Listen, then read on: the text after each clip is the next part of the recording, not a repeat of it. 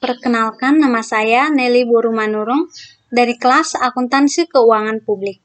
Pada hari ini, saya akan mempresentasikan hasil kerja saya yang berjudul Laporan Audit. Yang pertama, saya akan membahas tentang laporan audit standar tanpa pengecualian untuk entitas non-publik. Yang pertama, judul laporan. Standard auditing mensyaratkan bahwa laporan harus diberi judul yang mengandung kata independen. Contoh judul yang tepat itu adalah Laporan Auditor Independen atau Pendapat Akuntan Independen. Kewajiban mencantumkan kata independen ini dimaksudkan untuk memberitahu para pemakai laporan bahwa audit tersebut dalam segala aspeknya dilaksanakan secara tidak memihak atau tidak bias. Yang kedua, alamat laporan audit. Laporan ini umumnya ditujukan kepada perusahaan, para pemegang saham, dan dewan direksi perusahaan. Yang ketiga, paragraf pendahuluan. Paragraf pertama laporan menunjukkan bahwa kantor akuntan publik bersangkutan telah melaksanakan audit. Paragraf pertama juga menyatakan laporan keuangan yang telah diaudit, termasuk catatan atas laporan keuangan dan tanggal neraca, serta periode akuntansi untuk laporan laba rugi dan laporan arus kas. Kata-kata tentang laporan keuangan dalam laporan audit harus identik dengan yang digunakan oleh manajemen pada laporan keuangan tersebut. Yang keempat, tanggung jawab manajemen. Tanggung jawab ini meliputi pemilihan prinsip-prinsip akuntansi yang tepat dan penyelenggaraan pengendalian internal atas pelaporan keuangan yang mencukupi untuk penyajian laporan keuangan yang bebas salah saji yang material akibat kecurangan atau kesalahan. Yang kelima, tanggung jawab auditor. Paragraf pertama menyatakan audit dirancang untuk memperoleh keyakinan yang memadai bahwa laporan keuangan telah bebas dari salah saji yang material. Paragraf kedua menguraikan ruang lingkup audit dan bukti audit yang dikumpulkan. Paragraf ini juga menunjukkan bahwa prosedur yang digunakan tergantung pada pertimbangan auditor dan mencakup penilaian risiko salah saji yang material dalam laporan keuangan. Paragraf ketiga menunjukkan auditor yakin bahwa untuk yang tepat dan mencukupi telah diperoleh demi pendapat auditor.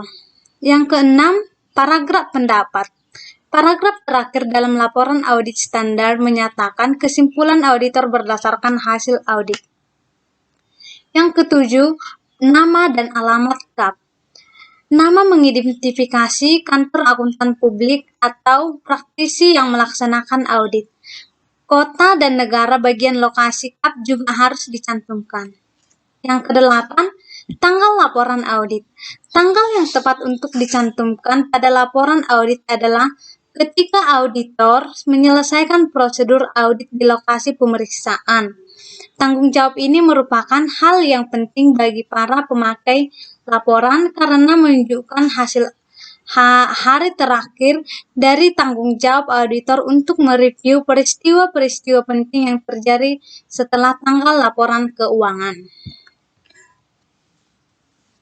Selanjutnya, saya akan membahas tentang laporan audit standar tanpa pengecualian dan laporan tentang pengendalian internal atas pelaporan keuangan menurut standar auditing PCAOB.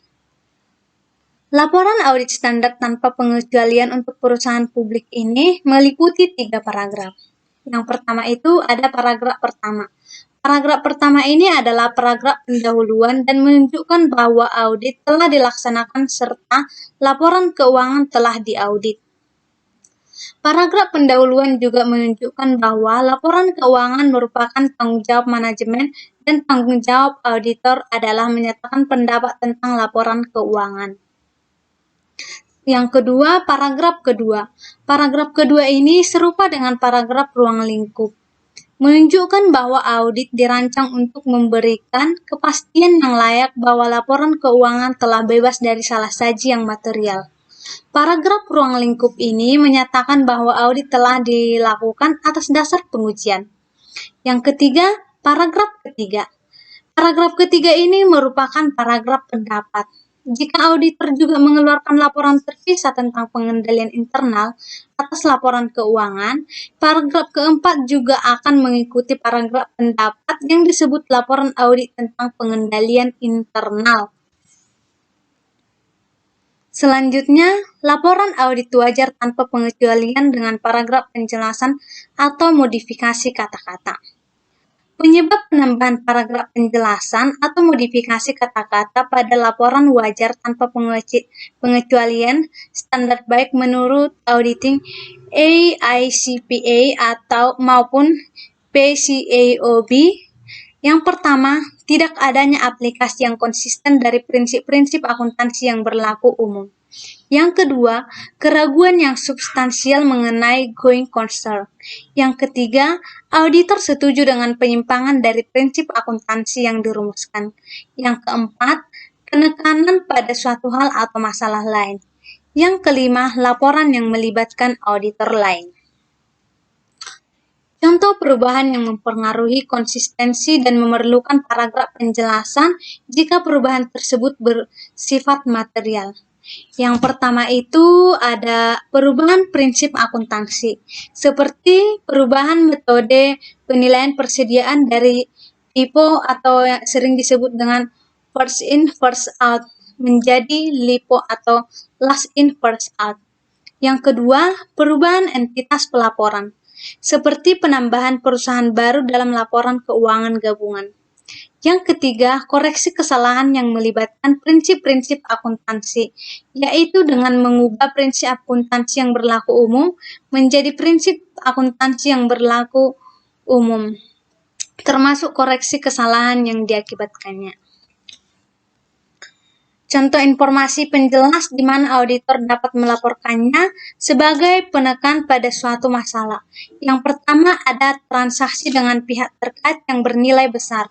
Yang kedua, peristiwa penting yang terjadi setelah tanggal neraca. Yang ketiga, uraian tentang masalah akuntansi yang mempengaruhi komparabilitas laporan keuangan tahun berjalan dengan tahun sebelumnya. Yang keempat, ketidakpastian yang material yang diungkapkan dalam catatan kaki. Selanjutnya, saya akan membahas tentang penyimpangan dari laporan audit wajar tanpa pengecualian. Yang pertama, ruang lingkup audit dibatasi. Ruang lingkup audit dibatasi ini maksudnya ya apabila auditor tidak dapat mengumpulkan bukti audit yang mencukupi untuk menyimpulkan apakah laporan keuangan telah disajikan sesuai dengan kerangka kerja pelaporan keuangan yang tepat, maka terjadi pembatasan ruang lingkup audit. Ya, ada dua penyebab utama pembatasan ruang lingkup audit ini. Yang pertama pembatasan oleh klien dan yang kedua pembatasan yang disebabkan oleh situasi yang berada di luar kendali klien atau auditor. Yang kedua ada laporan keuangan disusun tidak sesuai dengan prinsip-prinsip akuntansi yang berlaku umum. Nah, jika klien bersikeras menggunakan biaya pengganti untuk aset tetapnya atau menilai persediaannya pada harga jual dibanding biaya historis, sebagaimana diharuskan oleh prinsip-prinsip akuntansi yang berlaku umum, maka diperlukan penyimpangan dari laporan wajar tanpa pengecualian. Yang ketiga, auditor itu tidak independen. Auditor ini tidak independen maksudnya independensi umumnya ditentukan oleh peraturan 101 dari Aturan Kode Perilaku Profesional. Apabila salah satu dari ketiga kondisi itu memerlukan penyimpangan dari laporan wajar tanpa pengecualian yang ada dan bernilai material, maka laporan selain laporan wajar tanpa pengecualian harus diterbitkan. Selanjutnya, materialitas. Ada 3 tingkat materialitas yang digunakan untuk menentukan jenis pendapat yang akan diterbitkan. Yang pertama, jumlahnya tidak material. Apabila salah saji dalam laporan keuangan, tetapi cenderung tidak mempengaruhi keputusan pemakai laporan. Hal tersebut dianggap sebagai tidak material. Karena itu, pendapat wajar tanpa pengecualian layak diterbitkan. Yang kedua, Jumlahnya material tetapi tidak memperburuk laporan keuangan keseluruhan. Nah, yang kedua ini tingkat materialitas terjadi apabila salah saji dalam laporan keuangan akan mempengaruhi keputusan para pemakai laporan itu. Tetapi laporan keuangan secara keseluruhan tetap disajikan secara wajar sehingga masih berguna. Yang ketiga, jumlahnya sangat material atau begitu pervasif sehingga kewajaran laporan keuangan secara keseluruhan diragukan. Nah, tingkat materialitas tertinggi terjadi apabila pemakai mungkin akan membuat keputusan yang tidak benar jika mereka mengandalkan laporan keuangan secara keseluruhan. Selanjutnya, pembahasan tentang kondisi yang memerlukan penyimpangan. Yang pertama, ruang lingkup auditor dibatasi. Ada dua kategori utama pembatasan ruang lingkup audit. Yang pertama itu pembatasan yang disebabkan oleh klien, dan yang kedua disebabkan oleh kondisi-kondisi berada di luar kendali klien maupun auditor.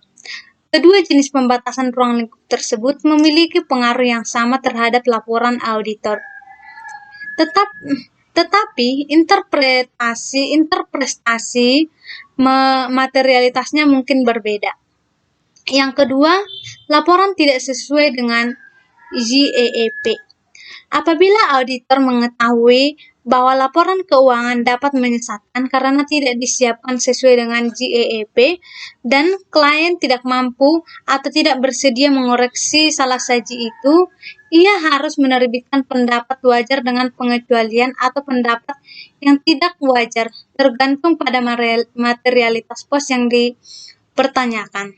Yang ketiga, auditor tidak independen.